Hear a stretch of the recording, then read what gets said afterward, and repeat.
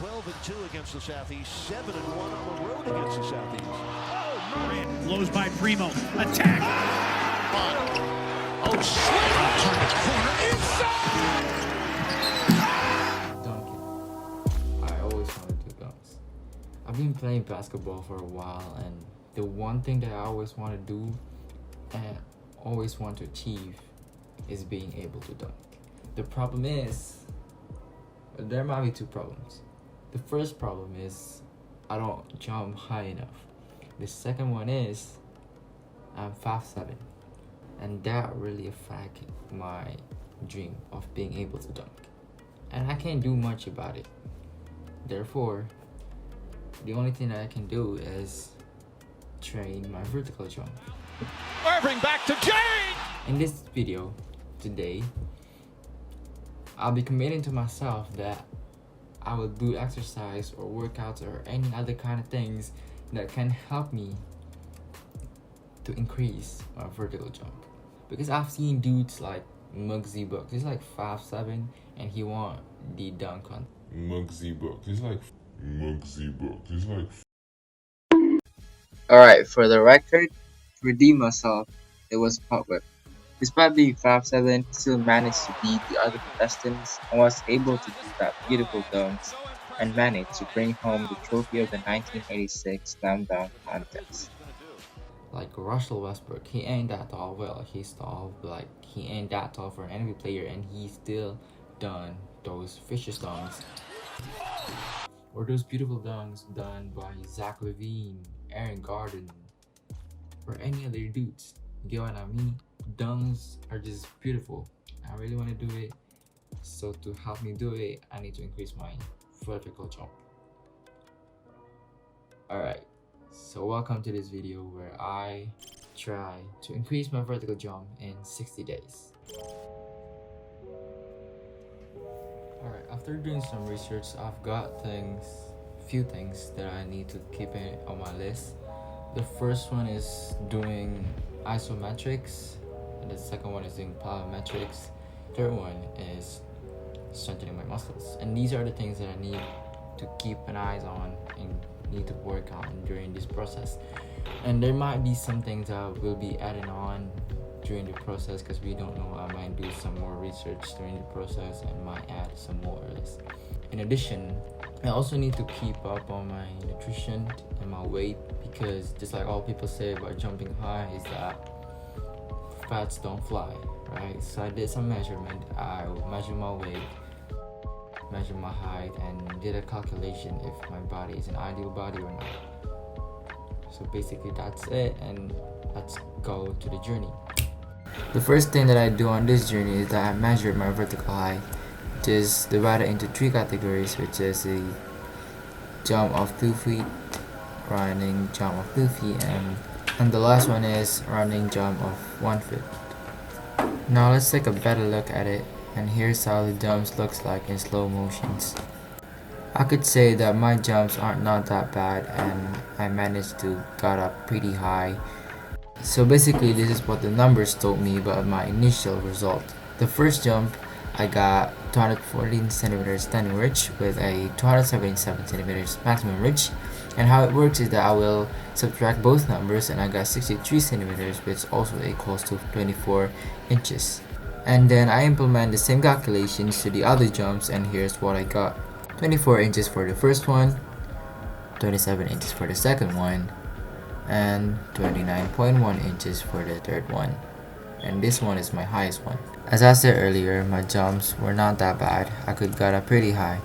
So my questions is that what I could do after the trainings, exercise that I will put into myself in this journey. And it will answer my question, where will it make a difference? Since this is Ramadan and I'm fasting, so I started off this journey on day 2 with some light exercise, the isometrics.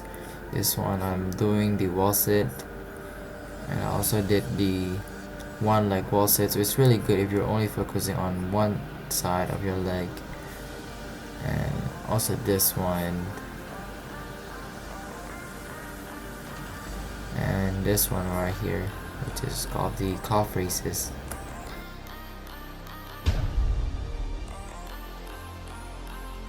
Yup, that's me.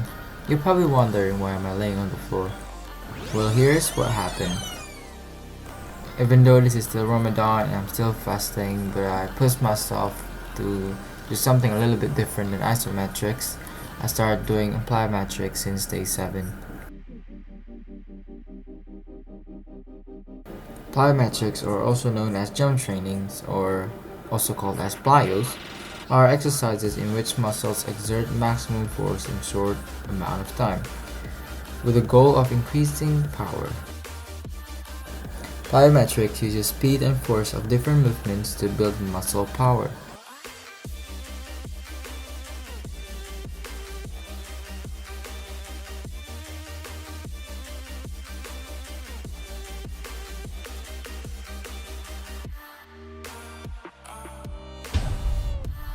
On day 19, I went to the gym and I started off with some lightweight squats. I couldn't remember was it 25 kilograms or 25 pounds, but it was definitely 25 something.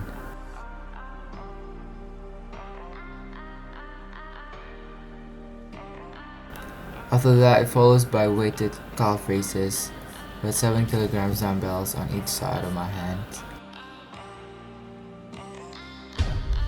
On day 39, I decided once again to do some plyos, which consisting of box jumps and seated jumps.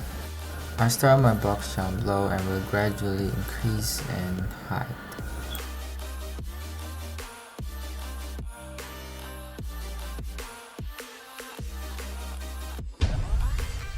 Alright, on day 44, I went to Sagigi Lombok with my family for holiday. But thank God, the hotel provided me a small gym, so the grind don't stop, boy.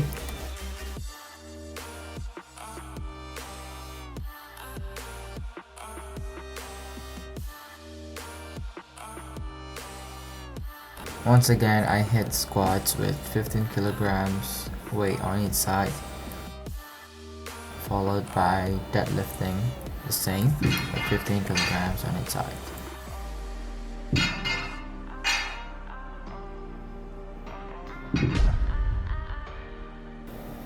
This is day 48. I did another plyos, which is another box jumps. This one is higher than the previous ones, definitely.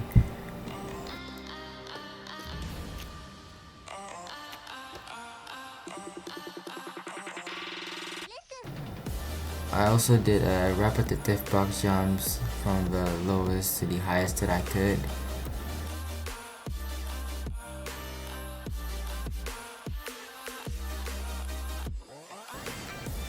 Right here I was about to jump on that side, but I said, never mind.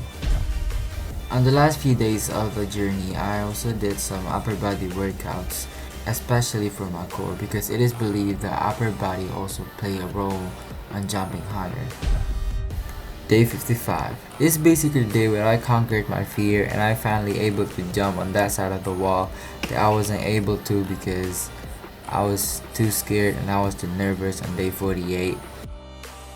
And this jump basically recorded as my highest box jump in this journey. On day 58, I did another plyometrics, but on this one a little bit different from the others because this one only focusing on one side of my leg. This was done to strengthen my individual leg. On day 59, I was perfecting my penultimate step, or my jumping technique. Penultimate step is basically the second to last step before the jump. Many athletes believe that the goal of the penultimate step is to lower the hips and center of mass prior to the plant and take off. In the penultimate step, long strides is also needed. This was done so that they can build more momentum.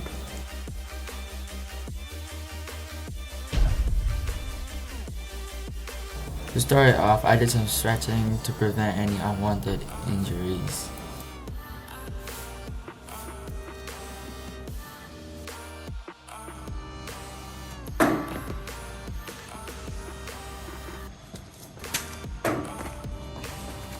I hadn't even measured it yet, but you can see the joy on my face. I knew that there was a difference.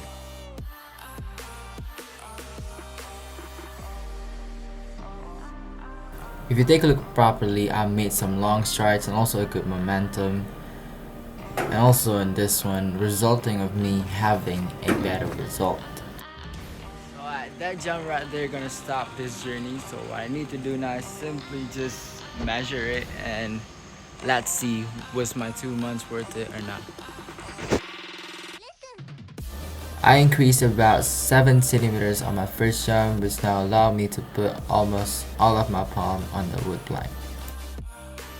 On the second jump, I increased about 8 centimeters, which now allow my middle fingertip to touch the edge of the upper level of the wood.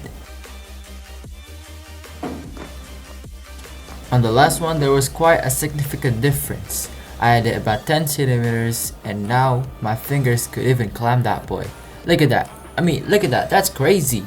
So to answer the question that I made on the beginning of this video, it does.